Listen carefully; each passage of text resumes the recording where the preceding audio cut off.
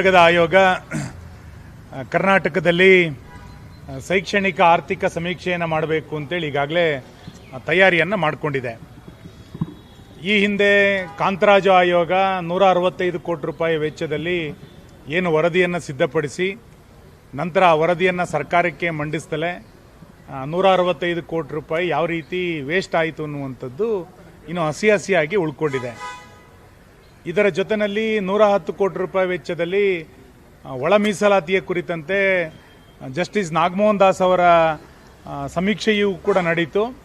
ಆ ಸಮೀಕ್ಷೆಯ ಯಾವ ಅಂಶಗಳನ್ನು ಕೂಡ ತೆಗೆದುಕೊಳ್ಳದೆ ಸರ್ಕಾರ ಯಾವ ರೀತಿಯಾದಂಥ ನಿಲುವನ್ನು ಪ್ರಕಟ ಮಾಡಿತ್ತು ಅನ್ನುವಂಥದ್ದು ಕೂಡ ಕರ್ನಾಟಕದಲ್ಲಿ ಕೂಡ ಚರ್ಚೆಯ ವಿಷಯ.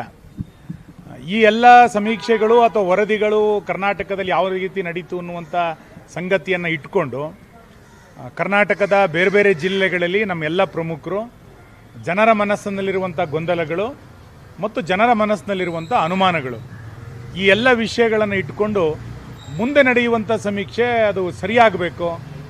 ತರಾತುರಿಯಲ್ಲಿ ಯಾವುದೇ ಸಮೀಕ್ಷೆಗಳನ್ನು ಮಾಡಿ ಇನ್ನೊಂದು ಅನಾಹುತಕ್ಕೆ ಎಡೆ ಮಾಡಿಕೊಡಬಾರ್ದು ಅನ್ನುವಂಥ ಹಿನ್ನೆಲೆಯಿಂದ ನಾವೆಲ್ಲ ಪ್ರಮುಖರು ಇವತ್ತು ರಾಜ್ಯದ ಹಿಂದುಳಿದ ವರ್ಗದ ಆಯೋಗದ ಅಧ್ಯಕ್ಷರನ್ನು ಭೇಟಿ ಮಾಡಿ ಸುದೀರ್ಘವಾಗಿ ಅವರ ಜೊತೆಗೆ ಚರ್ಚೆಯನ್ನು ಮಾಡಿ ಜನರ ಮನಸ್ಸಿನಲ್ಲಿರುವಂಥ ಅನುಮಾನಗಳನ್ನು ಅವ್ರ ಮುಂದೆ ತೆಗೆದಿಟ್ಟಿದ್ದೀವಿ. ನಾನು ಆಯೋಗದ ಅಧ್ಯಕ್ಷರಿಗೂ ನಾವೆಲ್ಲ ನಿಯೋಗದರು ಆಗ್ರಹ ಮಾಡಿರುವಂಥದ್ದು 15 ದಿನದಲ್ಲಿ ಈ ಸಮೀಕ್ಷೆಯನ್ನು ಮುಗಿಸ್ತೀವಿ ಮತ್ತು ಅದು ದಸರಾ ಸಂದರ್ಭದಲ್ಲಿ ಮುಗಿಸ್ತೀವಿ ಅನ್ನುವಂಥದ್ದು ಸರಿಯಲ್ಲ. ಯಾವುದೋ ಒತ್ತಡಕ್ಕೊಳಗಾಗಿ 15 ದಿನದಲ್ಲಿ ಸಮೀಕ್ಷೆಯನ್ನು ಮಾಡ್ತೀವಿ ಅಂತ ಹೊರಟಿರುವಂಥದ್ದು ಸರಿಯಾದ ಕ್ರಮ ಅಲ್ಲ. ಸುಮಾರು 1.25 ಕೋಟಿ 2 ಕೋಟಿ ಮನೆಗಳನ್ನು ಸಮೀಕ್ಷೆಯನ್ನು ಮಾಡುವಂಥದ್ದು ಅಷ್ಟು ಸುಲಭದ ಸಾಧ್ಯ ಅಲ್ಲ. ಇದನ್ನು 15 ದಿನದಲ್ಲಿ ಮಾಡಲಿಕ್ಕೆ ಸಾಧ್ಯ ಇಲ್ಲ. ಮತ್ತು ಮಳೆಗಾಲ ಮತ್ತು ದಸರಾದ ಹಬ್ಬದ ಸಂದರ್ಭದಲ್ಲಿ ಈ ರೀತಿಯಾದಂಥ ಸಮೀಕ್ಷೆಗಳನ್ನು ಒಳಪಡಿಸ್ತಾ ಇರುವಂಥದ್ದು ಸಾಂದರ್ಭಿಕ ಅಲ್ಲ. ಇದನ್ನು ಸ್ವಲ್ಪ ಮರುಚಿಂತನೆ ಮಾಡಿ ಬೇಸಿಗೆ ಕಾಲದಲ್ಲಿ ಇದನ್ನು ಮಾಡಿ ಎನ್ನುವಂಥ ಒತ್ತಾಯವನ್ನು ನಾವು ಮಾಡಿದ್ದೇವೆ. ಎರಡನೇದು, ಅವರು 1400 ಜಾತಿಗಳ ಪಟ್ಟಿಯನ್ನು ಮೊನ್ನೆ ಪತ್ರಿಕೆಗಳಲ್ಲಿ ಪ್ರಕಟ ಮಾಡಿ ಅದರ ಅಬ್ಜೆಕ್ಷನ್ಗಳನ್ನು ಕೇಳಿದ್ದಾರೆ. ನಾವು ಭಾಳ ಪ್ರಬಲವಾಗಿ ಇವತ್ತು ಹೇಳಿರುವಂಥದ್ದು, ಸರ್ಕಾರದ ಯಾವುದೇ ಜಾತಿ ಪಟ್ಟಿಯಲ್ಲಿ ಇಲ್ಲದಂತಹ, ಯಾವ ಆಯೋಗದ ಜಾತಿ ಪಟ್ಟಿಯಲ್ಲಿ ಇಲ್ಲದಂತಹ ಹೊಸ ಜಾತಿಗಳನ್ನು ಇವತ್ತು ಇದರಲ್ಲಿ ಪ್ರಕಟ ಸೃಷ್ಟಿ ಮಾಡಿರುವಂಥದ್ದು. ಉದಾಹರಣೆಗೆ ಕುರುಬ ಕ್ರಿಶ್ಚಿಯನ್ನು, ಮಡಿವಾಳ ಕ್ರಿಶ್ಚಿಯನ್ನು, ಒಕ್ಕಲಿಗ ಕ್ರಿಶ್ಚಿಯನ್ನು, ಈ ರೀತಿ 107 ಕಡೆಗಳಲ್ಲಿ ಹೊಸ ರೀತಿಯಾದಂಥ ಜಾತಿಗಳನ್ನು ಅವರು ಪ್ರಕಟ ಮಾಡಿದ್ದಾರೆ. ಮತ್ತು ಅದಕ್ಕೆಲ್ಲದಕ್ಕೂ ಕೂಡ ಕೋಡ್ ನಂಬರನ್ನು ಕೊಟ್ಟಿದ್ದಾರೆ. ಇದನ್ನು ಸುತಾರಾಮನ ಒಪ್ಪಲಿಕ್ಕೆ ಸಾಧ್ಯ ಇಲ್ಲ, ಯಾವ ಕಾರಣಕ್ಕೂ ಇದನ್ನು ಒಪ್ಪಲಿಕ್ಕೆ ಸಾಧ್ಯ ಇಲ್ಲ. ಮತ್ತು ಇಡೀ ರಾಜ್ಯದಲ್ಲಿ ಇದೊಂದು ಜನಾಂದೋಲನ ಆಗುವಂಥ ಸಾಧ್ಯತೆಗಳಿದೆ. ಇದಕ್ಕೆ ನಮಗೆ ಕ್ರಿಶ್ಚಿಯನ್ ಅಂತಂದಾಗ 2-3 ಉಪಜಾತಿಗಳನ್ನು ನಾವು ಕೇಳಿದ್ವಿ, ಮುಸ್ಲಿಮ್ಸ್ ಅಂತಂದಾಗ ಕೆಲವು ಉಪಜಾತಿಗಳನ್ನು ಮಾತ್ರ ಕೇಳಿದ್ವಿ. ಆದರೆ ಎಲ್ಲ ಹಿಂದೂ ಉಪಜಾತಿಗಳಿಗೆ ಕ್ರಿಶ್ಚಿಯನ್ ಮತ್ತು ಮುಸ್ಲಿಂ ಅಂತ ಹಾಕಿ ಮತ್ತೊಂದು ರೀತಿಯಾದಂಥ ಮತಾಂತರಕ್ಕೆ ಪ್ರೇರಣೆ ಕೊಡುವಂಥ ಒಂದು ಹುನ್ನಾರವನ್ನು ಸರ್ಕಾರ ಮಾಡಿದೆ. ಮತ್ತು ಅವರನ್ನು ಮುಂದಿನ ದಿನಗಳಲ್ಲಿ ಇದನ್ನು ಮಾನದಂಡವಾಗಿ ಇಟ್ಟುಕೊಂಡು ಅವರಿಗೆ ಮೀಸಲಾತಿಯನ್ನು ಕಲ್ಪಿಸಬೇಕು ಅಂತ ಒಂದು ಹುನ್ನಾರ ಇವತ್ತು ಸರ್ಕಾರ ನಡೆಸಿದೆ ಎನ್ನುವಂಥದ್ದು ಜನರಲ್ಲಿರುವಂಥ ಅನುಮಾನಗಳು.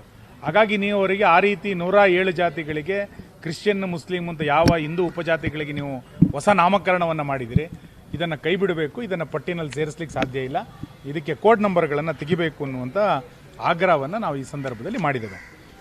ಮೂರನೇದು, ಸಮೀಕ್ಷೆಗಳನ್ನು ಏನು ನೀವು ಮಾಡಲಿಕ್ಕೆ ಹೊರಟಿದ್ದೀರಿ, ಇದಕ್ಕೆ ಅಕ್ನಾಲಜ್ಮೆಂಟ್ ಅಂದರೆ ಸ್ವೀಕೃತಿ ಪತ್ರವನ್ನು ಕಡ್ಡಾಯವಾಗಿ ಕೊಡಬೇಕು.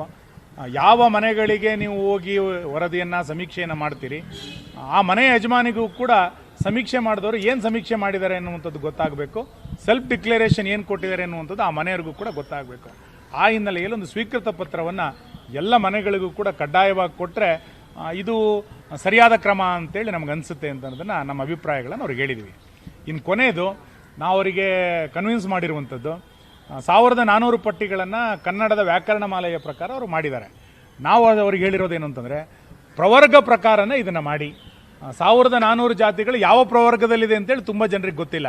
ಪ್ರವರ್ಗ 1, ಪ್ರವರ್ಗ 2, ಪ್ರವರ್ಗ 3 ಏನು ನಮ್ಮದು ಸರ್ಕಾರದ ನಿಯಮಾವಳಿಗಳಿದೆ, ಅದರಲ್ಲೇ ವರ್ಣಮಾಲೆಯ ಪ್ರಕಾರನೇ ಮಾಡಿದರೆ ಯಾರ್ಯಾರು ಯಾವ್ಯಾವ ಪ್ರವರ್ಗದಲ್ಲಿ ಬರುತ್ತೆ ಎನ್ನುವಂಥದ್ದು ಕರ್ನಾಟಕದ ಜನರಿಗೆ ಸ್ಪಷ್ಟ ಆಗುತ್ತೆ. ಹಾಗಾಗಿ ನೀವು ಇದನ್ನು ಹೋಲ್ಸೇಲ್ ಮಾಡೋದು ಸರಿಯಲ್ಲ ಅನ್ನುವಂಥದ್ದನ್ನು ಹೇಳಿದ್ದೇವೆ. ಎಲ್ಲದನ್ನು ಕೂಡ ಶಾಂತವಾಗಿ ಕೇಳಿಸ್ಕೊಂಡಿದ್ದಾರೆ. ನಂತರ 15 ದಿನದಲ್ಲಿ ಮಾಡ್ತೀವಿ ಎನ್ನುವಂಥ ಹಠಮಾರಿತನವನ್ನು ಅವ್ರ ಮುಂದೆ ಇದೆ ಅಂತ ನಂಗೆ ಅನಿಸ್ತಾ ಇದೆ. ಇದನ್ನು ಯಾವುದೋ ತರಾತುರಿಯಲ್ಲಿ ಮಾಡಿ ಇನ್ನೊಂದು ವರದಿ ತಿರಸ್ಕಾರ ಆಗಬದಂತೆ ಇದನ್ನು ನೋಡ್ಕೊಳ್ಬೇಕು. ನಿಮ್ಮ ಅಧ್ಯಕ್ಷತೆಯ ವರದಿ ಕರ್ನಾಟಕಕ್ಕೊಂದು ದಿಕ್ಸೂಚಿ ಆಗಬೇಕು ಅನ್ನುವಂಥದ್ದನ್ನು ಕೂಡ ಅವರಿಗೆ ಮನವಿ ಮಾಡಿದ್ದೇವೆ. ಮತ್ತು ಈ ಸಮೀಕ್ಷೆಗಳೇ ಕರ್ನಾಟಕದ ಮುಂದಿನ ಸರ್ಕಾರಗಳ ಕಾರ್ಯಕ್ರಮಗಳನ್ನು ಸಿದ್ಧಪಡಿಸಲಿಕ್ಕೆ ಬೇಕಾದಂಥ ಒಂದು ಭೂಮಿಕೆ ಇದು. ಹಾಗಾಗಿ ಇದನ್ನು ತರಾತುರಿಯಲ್ಲಿ ಮಾಡದೆ ಎಲ್ಲರ ವಿಶ್ವಾಸವನ್ನು ತೆಗೆದುಕೊಂಡು ಸರಿಯಾಗಿ ವಿಸ್ತೃತವಾದಂಥ ಚರ್ಚೆಯನ್ನು ಮಾಡಿ ಸಮಯವನ್ನು ತೆಗೆದುಕೊಂಡು ಮಾಡಬೇಕು. ಮಳೆಗಾಲದಲ್ಲಿ ದಸರಾ ಹಬ್ಬದ ಸಂದರ್ಭದಲ್ಲಿ ತರಾತುರಿಯಲ್ಲಿ ಇದನ್ನು ಮಾಡುವಂಥ ಅವಶ್ಯಕತೆ ಇಲ್ಲ ಅನ್ನೋದನ್ನು ನಾವು ಅವರಿಗೆ ಮನವರಿಕೆಯನ್ನು ಮಾಡಿಕೊಡ್ತೇವೆ. ವಾಲ್ಮೀಕಿ ನಿಗಮದಲ್ಲಿ ನಡೆದಂಥ ಹಗರಣದ ನಂತರ ಈಗ ಬೋವಿ ಅಭಿವೃದ್ಧಿ ನಿಗಮದಲ್ಲೂ ಕೂಡ ಇದೇ ರೀತಿಯಾದಂಥ ಕಮಿಷನ್ ಹಗರಣ ನಡೆದಿದೆ ಎನ್ನುವಂಥದ್ದು ಜಗಜ್ಜಾಹೀರಾಗಿದೆ. ನಾವು ಮೊದಲಿಂದನೂ ಕೂಡ ಇದನ್ನೊಂದು 60% ಸರ್ಕಾರ ಅಂತ ಹೇಳ್ತಾ ಇದ್ವಿ. ಇವತ್ತು ಬೋವಿ ಅಭಿವೃದ್ಧಿ ನಿಗಮದ ಭ್ರಷ್ಟಾಚಾರವನ್ನು ನೋಡಿದಾಗ ಇದು 60%ಗಿಂತ ಮೀರಿದೆ ಅಂತ ನಮಗೆ ಗೊತ್ತಾಗ್ತಿದೆ. ತಕ್ಷಣ ಸಮಾಜ ಕಲ್ಯಾಣ ಇಲಾಖೆಯ ಮಂತ್ರಿಗಳು ಇದರ ಹೊಣೆಯನ್ನು ಹೊತ್ತು ರಾಜೀನಾಮೆಯನ್ನು ಕೊಡಬೇಕು. ಸರ್ಕಾರ ಇದರಿಂದ ನುಣುಚ್ಕೊಳ್ಳಿಕ್ಕೆ ಸಾಧ್ಯ ಇಲ್ಲ. ಇದು ಒಬ್ಬರು ಅಧ್ಯಕ್ಷರು ನಡೆಸಿದ್ದಾರೆ ಅಂತೇಳಿ ಇದನ್ನು ಅಧ್ಯಕ್ಷರಿಗೆ ಪಟ್ಟ ಕಟ್ಟಲಿಕ್ಕೆ ಸಾಧ್ಯ ಇಲ್ಲ. ಇದಕ್ಕೆ ಸರ್ಕಾರವೇ ಹೊಣೆ. ಮುಖ್ಯಮಂತ್ರಿಗಳು ಎಲ್ಲದೂ ನನಗೆ ಗೊತ್ತಿದೆ ಅಂತ ಹೇಳ್ತಾ ಇದ್ಯಾವುದು ನನಗೆ ಗೊತ್ತಿಲ್ಲ ಅಂತೇಳಿ ಇದನ್ನು ತಪ್ಪಿಸ್ಕೊಳ್ಳಿಕ್ಕೆ ಸಾಧ್ಯ ಇಲ್ಲ.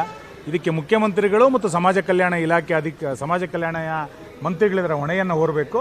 ಮತ್ತು ಇದು ಕೇವಲ ಬೋವಿ ಅಭಿವೃದ್ಧಿ ನಿಗಮ ಮಾತ್ರ ಅಲ್ಲ. ಮೊದಲನೇದು ವಾಲ್ಮೀಕಿ ನಿಗಮ ಆಯಿತು, ಈಗ ಬೋವಿ ಅಭಿವೃದ್ಧಿ ನಿಗಮ. ಇಡೀ ಸರ್ಕಾರ 60% ಕಮಿಷನ್ನಲ್ಲಿ ಇವತ್ತು ತೊಡಗಿದೆ. ಎಲ್ಲ ಇಲಾಖೆಗಳು 60% ಹಗರಣದಲ್ಲಿ ಇವತ್ತು ಜನ ಬೇಸತ್ತು ಹೋಗಿದ್ದಾರೆ. ಸರ್ಕಾರ ಇದರ ನೈತಿಕ ಹೊಣೆಯನ್ನು ಹೊರಬೇಕು ಅಂತೇಳಿ ನಾನು ಆಗ್ರಹಿಸ್ತೀನಿ. ನಿಗಮದ ಅಧ್ಯಕ್ಷರಿಗೆ ಸಿಎಂ ಸೂಚನೆ ಕೊಟ್ಟಿದ್ದಾರಂತೆ ಸರ್. ನಿಗಮದ ಅಧ್ಯಕ್ಷರಿಗೆ ಸಿಎಂ ಸೂಚನೆ ಕೊಟ್ಟಿದ್ದಾರೆ, ರಾಜೀನಾಮೆ ಕೊಟ್ಟು ತನಿಖೆ ಎದುರಿಸಿ. ಅಲ್ಲ, ಬರೀ ಇದಕ್ಕೆ ಹೇಳಿದ್ದೆ ನಾನು, ಇದನ್ನ ಬರೀ ಅಧ್ಯಕ್ಷರಿಗೆ ತಲೆ ಕಟ್ಟಲಿಕ್ಕೆ ಸಾಧ್ಯ ಇಲ್ಲ. ಇದರ ಹೊಣೆಯನ್ನು ಮಂತ್ರಿಗಳೇ ಹೊರಬೇಕಾಗಿರುವಂಥದ್ದು. ಆ ಅಧ್ಯಕ್ಷ ರಾಜೀನಾಮೆ ಕೊಟ್ಟ ತಕ್ಷಣ ಭ್ರಷ್ಟಾಚಾರ ಕಡಿಮೆ ಆಗ್ಬಿಡ್ತಾ? ಆ ಅಧ್ಯಕ್ಷನಿಂದ ರಾಜೀನಾಮೆ ತಗೊಂಡ ತಕ್ಷಣ 60% ಭ್ರಷ್ಟಾಚಾರ ನಿಂತು ಬಿಡುತ್ತಾ? ಹಾಗಾಗಿ ಇದರ ಹೊಣೆಯನ್ನು ಮುಖ್ಯಮಂತ್ರಿಗಳು ಹೊರಬೇಕು. ಇದರ ಹೊಣೆಯನ್ನು ಆ ಇಲಾಖೆ ಮಂತ್ರಿಗಳು ಹೊರದಾಗ ಮಾತ್ರ ಇದಕ್ಕೆ ಸ್ಪಷ್ಟೀಕರಣ ಕೊಡಲಿಕ್ಕೆ ಸಾಧ್ಯ ಇದೆ.